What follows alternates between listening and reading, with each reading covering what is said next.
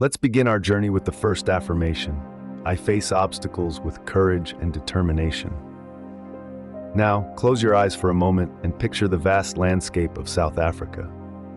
The year is 1964, and a man named Nelson Mandela is standing in a courtroom, facing charges that could lead to a life sentence. Mandela is a man who had the audacity to challenge the oppressive apartheid regime. He could have chosen a life of comfort or used his legal expertise for personal gain. Instead, he chose to fight against injustice, knowing full well the perilous road that lay ahead. This is the story of a man who faced seemingly insurmountable obstacles with courage and determination. Mandela was not immune to fear. He was human, just like you and me. But he chose to confront his fear, rather than let it control him. Mandela once said, "I learned that courage was not the absence of fear, but the triumph over it. The brave man is not he who does not feel afraid, but he who conquers that fear." This powerful declaration is a testament to Mandela's unshakable belief in the power of courage. So what does Mandela's story teach us about courage? It shows us that courage is not about being fearless. It's about feeling the fear and moving forward anyway. It's about standing firm in our convictions, even when the road is tough and the journey arduous. Courage is about facing life's challenges head-on, no matter how daunting they may seem. It's about understanding that our convictions and values are worth fighting for.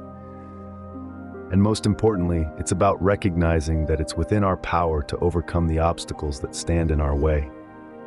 Mandela's courage was not an inherent trait but a choice that he made every day, even in the face of adversity. And just like Mandela, we too have the power to make that choice. We can choose to face our obstacles with courage and determination. We can choose to stand up for what we believe in, even when it's difficult. We can choose to face our fears, not run from them. And in making these choices, we can find the strength to overcome any challenge that life throws our way. It's not always easy, of course.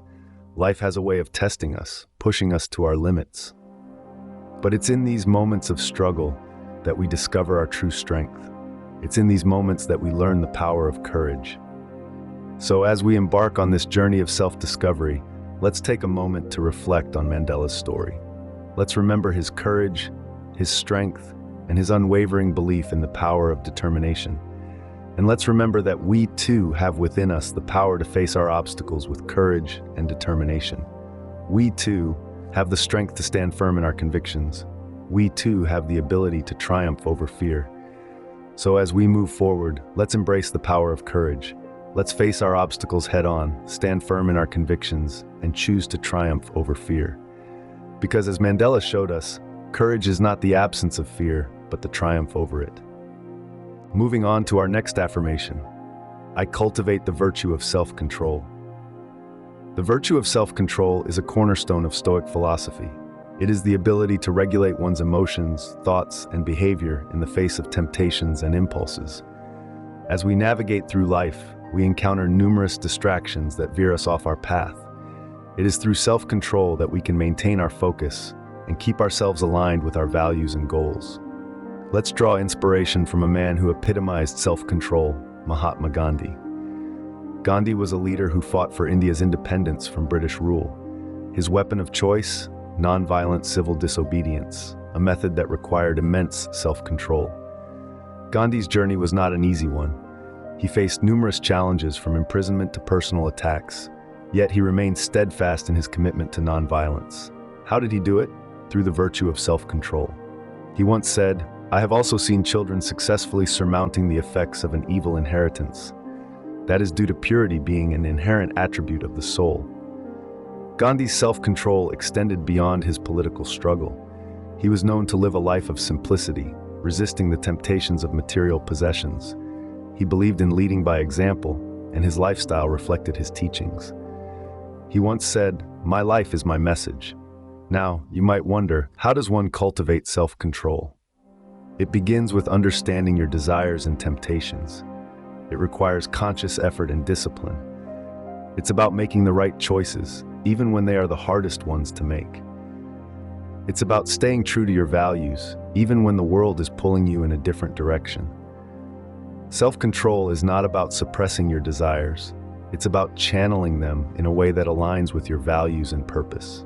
It's about making conscious choices rather than being led by your impulses. Remember, self-control is a muscle. The more you exercise it, the stronger it gets. It's like a skill that can be honed with practice. Start small. Practice self-control in your daily activities. Resist the urge to check your phone every few minutes. Choose a healthy snack over junk food. Over time, these small acts of self-control will add up, helping you build this virtue. Why is self-control important? It's the key to achieving long-term goals. It's the tool that helps us resist immediate gratification in favor of long-term success. It's what enables us to keep going, even when the going gets tough.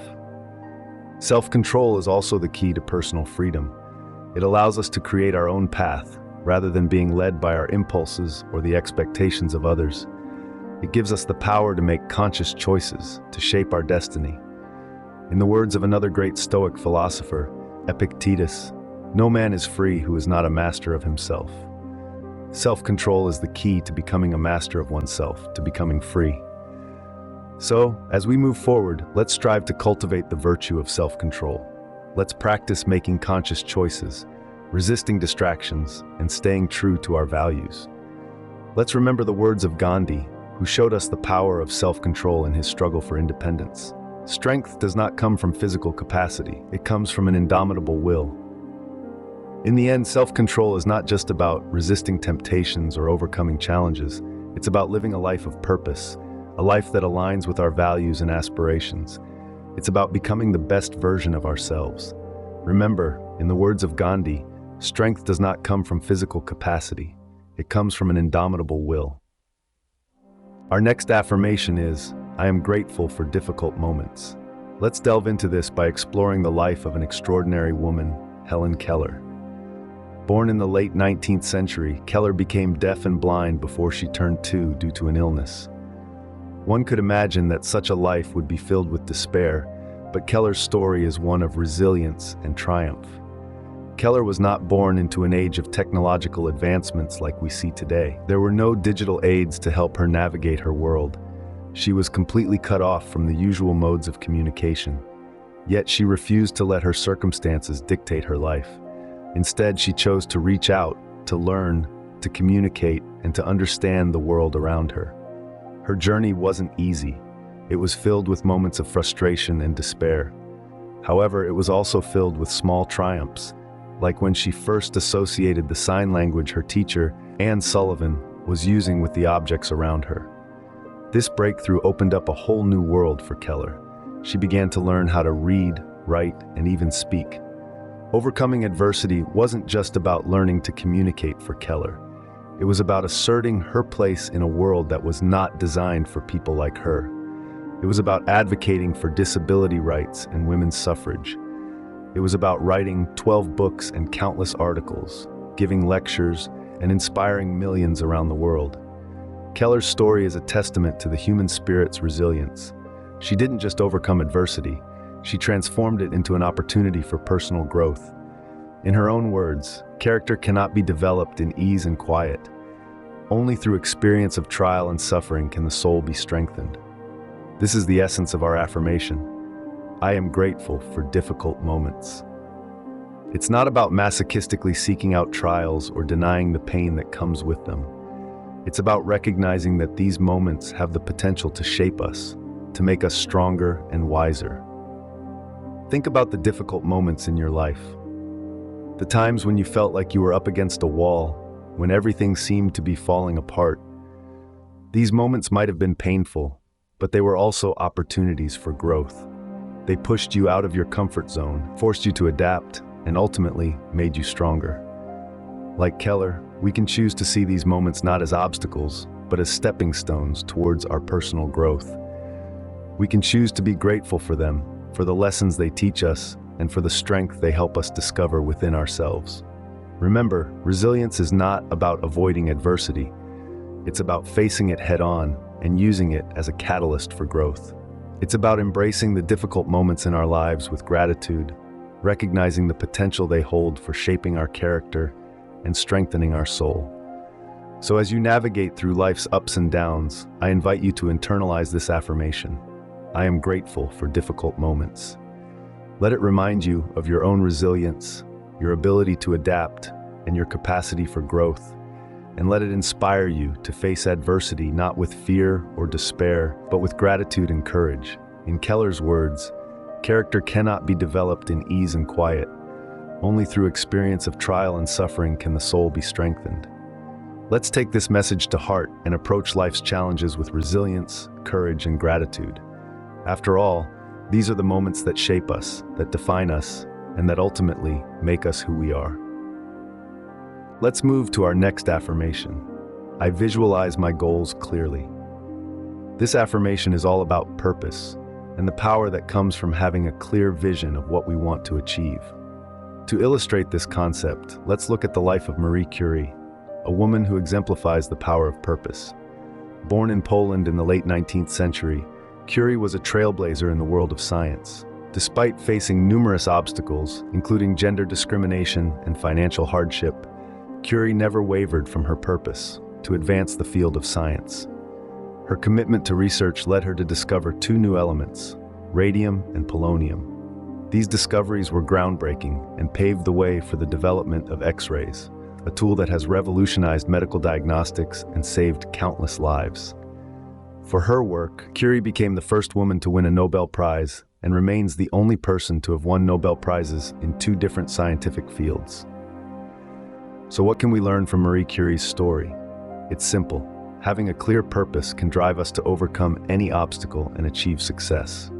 When we visualize our goals clearly, as Curie did, we are able to remain focused and determined, even in the face of adversity. Our purpose becomes our guiding star, helping us navigate through the challenges and uncertainties that life inevitably throws our way.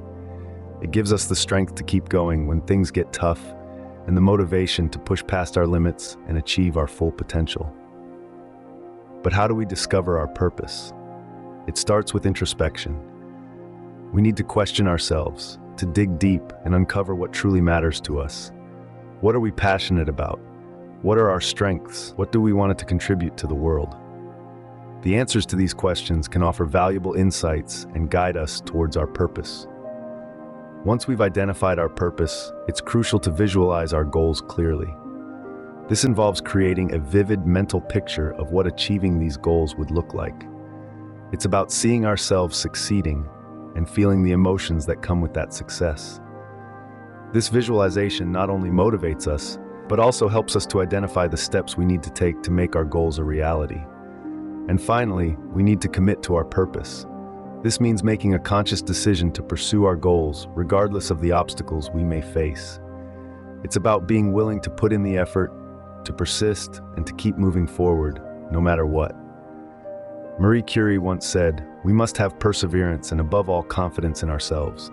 We must believe that we are gifted for something." These words encapsulate the essence of purpose. It's about believing in ourselves, trusting our abilities, and having the courage to pursue our dreams. So I invite you to embrace this affirmation. I visualize my goals clearly. Take some time to reflect on your purpose, visualize your goals, and commit to making them a reality. Remember, your purpose is your power. It's what drives you, motivates you, and propels you towards success. So harness this power and let it guide you on your journey towards achieving your full potential. As Curie said, we must have perseverance and above all confidence in ourselves. We must believe that we are gifted for something. Our next affirmation is, I adapt flexibly to changes. This affirmation reminds us that the only constant in life is change. When we resist change, we find ourselves locked in a battle with reality, a battle we are bound to lose. But when we embrace change, we open ourselves to new possibilities and opportunities. A shining example of this principle can be found in the story of Steve Jobs. Jobs was not just a man of ideas, he was a man of reinvention. He was a master of adaptability. His life journey was marked by a series of changes, each one propelling him to greater heights. In the late 70s, Jobs co-founded Apple in his parents' garage, and by the mid-80s, he was ousted from the very company he helped to build. Jobs could have let this setback define him, but instead, he chose to see it as an opportunity. He once said, "Getting fired from Apple was the best thing that could have ever happened to me." It freed me to enter one of the most creative periods of my life. During this creative period, Jobs founded Next, a computer platform development company. Although Next didn't achieve the commercial success Jobs hoped for, it was a critical stepping stone in his journey. The lessons he learned, the skills he honed, and the technological advancements he pioneered at Next would later become integral parts of Apple's resurgence. Jobs also bought a small animation studio during this time. That studio was Pixar, and it would revolutionize the world of animation, giving us beloved films like Toy Story, Finding Nemo, and The Incredibles. If Jobs had not been adaptable, he might have missed out on the opportunity to be a part of this groundbreaking venture. In the late 90s, Apple was on the brink of bankruptcy. They needed a savior, and they turned to Jobs. He returned to Apple and led one of the most remarkable corporate turnarounds in history. Under his leadership, Apple introduced a series of innovative products that changed the tech landscape, from the iMac and iPod to the iPhone and iPad. Jobs' ability to adapt to change, to reinvent himself, and to see opportunities where others saw setbacks was a key factor in his success. He was not afraid to venture into the unknown, to learn from his failures, and to change course when necessary. He understood that adaptability is not about abandoning our goals or compromising our values. It's about being flexible in our approach, open to new ideas, and willing to adjust our plans based on the ever-changing circumstances of life. So let's embrace this affirmation. I adapt flexibly to changes. Let's be like water, flowing around obstacles, carving new paths, and always moving forward. Let's cultivate the wisdom of adaptability, the ability to change with the times, to learn from our experiences, and to transform challenges into opportunities. Remember, it's not the strongest or the most intelligent who survive, but those most responsive to change. This is the essence of adaptability, and it's a vital part of the Stoic path. It's about acknowledging that we can't control everything that happens to us, but we can control how we respond. And by responding with openness, flexibility, and a willingness to adapt, we can navigate life's ups and downs with grace and resilience. In the words of Jobs, stay hungry, stay foolish. Let's stay hungry for knowledge, for growth, for new experiences. Let's stay foolish enough to believe in our dreams, to take risks, and to embrace the unknown. Let's stay adaptable in the face of change. And in doing so, let's unlock our full potential and lead lives of courage, resilience, and purpose. As we come to the end of our journey, let's recap our 20 Stoic affirmations and the lessons we've learned from these inspiring figures. These affirmations are not just words, but powerful mantras that can guide us in our daily lives, helping us to face challenges with courage, resilience, and purpose. First, we learn the power of courage from Nelson Mandela's fight against apartheid in South Africa. His affirmation was, "I face obstacles with courage and determination." Mandela's story teaches us that standing firm in our convictions, even in the toughest times, is the true measure of courage. Next, we delved into the virtue of self-control through Mahatma Gandhi's peaceful struggle for India's independence. His affirmation was, "I cultivate the virtue of self-control." Gandhi's discipline showed us that self-control is key to overcoming temptations and staying on course toward our goals. Our third affirmation came from Helen Keller, who taught us about resilience in adversity. Despite being deaf and blind, she became an influential author and activist. Her affirmation, "I am grateful for difficult moments." Keller's story shows us that adversity can be an opportunity for growth and discovering our true inner strength. Marie Curie, with her commitment to scientific research, taught us the importance of purpose. Her affirmation, "I visualize my goals clearly." Curie's dedication reminds us that having a clear purpose drives us to overcome obstacles and achieve success. Finally, we learned the wisdom of adaptability from Steve Jobs, the visionary tech leader. His affirmation, "I adapt flexibly to changes." Jobs' story demonstrates that adaptability allows us to find opportunities and challenges and move forward with determination.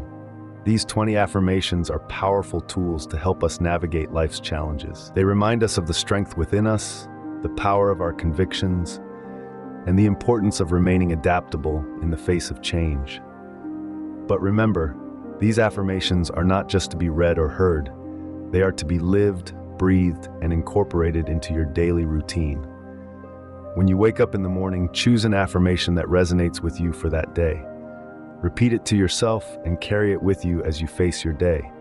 Let it guide your actions and decisions. Let it be your inner compass, steering you towards your goals, helping you to face your challenges with courage and determination. But remember, affirmations are not magic spells. They won't change your life overnight. They are tools, powerful ones indeed, but they require effort, patience, and consistency. They are the seeds you plant in the garden of your mind. Water them daily with practice, nurture them with patience, and they will bloom into the flowers of courage, resilience, and purpose. So take these affirmations, embrace them, and make them part of your life. Let them guide you on your path to personal growth and success. Remember, the power is within you to overcome any obstacle and achieve your dreams. And as we bid adieu, I want to leave you with one final thought. Remember, friend, that within you lies unlimited power to overcome any obstacle and achieve your dreams. Go forth, the world awaits your accomplishments.